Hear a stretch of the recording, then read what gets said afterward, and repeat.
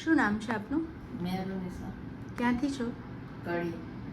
Okay, શું તકલીફ હતી તમને? છાતીમાં ગાંઠ હતી. Okay, breast cancer.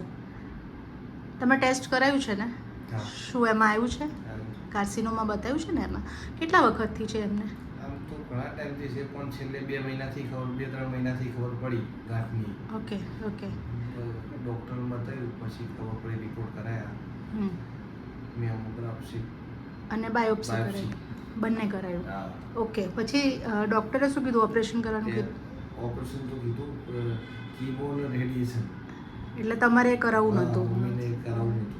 ઓકે, તમને લાઈફ કેરની કેવી રીતે ખબર પડી? ફેસબુક ઉપર વિડીયો જોઈને આવ્યા છો. કેટલા વખતથી ટ્રીટમેન્ટ લો છો અહીંયા? 25 દિવસ. ના 15-20 દિવસ. 20 દિવસ થયા. 25 દિવસ તો નથી થયા, 20 દિવસ થયા.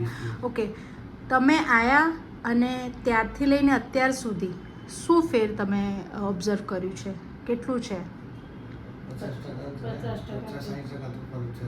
જે ગાંઠ છે એ તમને નાની થઈ? ઓકે, તમે આવ્યા ત્યારે શું શું સિમ્ટમ્સ હતા તમારા? કમ્પ્લેન શું હતી? વધારે તેલ, સોજો, ખુજલી ને હે ને ખંજવાળ બહુ ખુજલી બહુ આવતી. અને ગાંઠ મોટી હતી, ખેંચાતું હતું, ખવાતું હતું? ખવાય થતું. ઓકે ઓકે આમ દુખાવો બહુ નહીં, થોડો થતો હતો દુખાવો. ઓકે, એટલે આજે 50%નો ફેર છે. એ ગાંઠ નાની થતી દેખાઈ રહી છે. અને આજે બધા નેચરલ ટ્રીટમેન્ટ લો છો તમે, બરાબર છે, લાઈફ કેરમાં. એની કોઈ સાઈડ ઇફેક્ટ અત્યાર સુધી કોઈ કમ્પ્લેન તમે ઓબ્ઝર્વ કર્યું છે?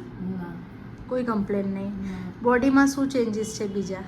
એના સિવાય શું લાગે છે શરીરમાં? કેવું લાગે છે? જરા વજન વધ્યું. ફૂર્તી આવી હોય, હા. વજન વધ્યું, અહીંનો માહોલ, અહીંનો સ્ટાફ, એ કેવું લાગે છે? સરસ. સરસ લાગે છે. ઘરે જેવું. તમે ઘરથી બી સારું લાગે. ઘરથી બી સારું લાગે. Thank you for that. અને તમે ડેલી કડીથી અપડાઉન કરો છો ને? કન્ટિન્યુઅસ તમારું તો ચાલુ જ છે. તમે બિલકુલ બી ગેપ બી નથી પાડ્યો.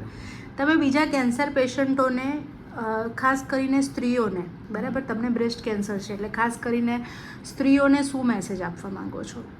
બાપસી ના કરાવે, ખબર પડતો હે. બરાબર છે. બીજું કંઈ કહેવું છે? અહીંયા સારવાર માટે આવો લાઈફ કેરમાં. ના કરાવે. ઓપરેશન બી ના કરાવો ને અહીંયા આવો તમે એકવાર મુલાકાત લો. પાકું. Thank you very much.